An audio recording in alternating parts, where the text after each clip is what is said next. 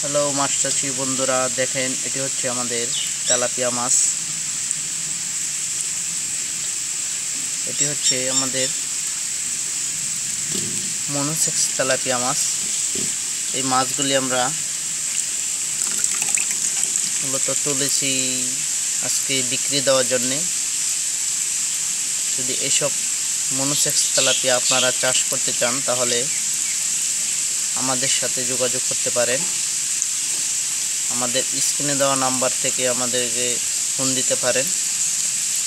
এসব মাছ আপনারা যে কটা পুকুরে ছাড়বেন সে কটা মাছই পাবেন। আবার এসব মাছ 3টা থেকে 4টা কেজি আসবে 3 মাসে।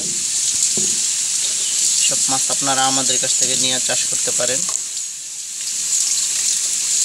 এটি হচ্ছে অরিজিনাল পিওর দেশি মনোসেক্স।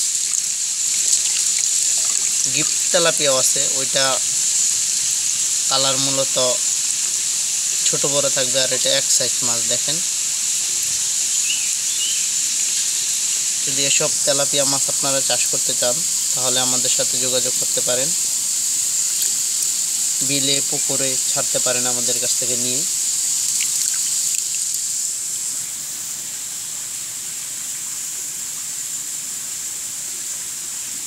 যদি আমাদের ভিডিওটি ভালো লাগে একটা লাইক করে দেবেন আর একটা শেয়ার করবেন।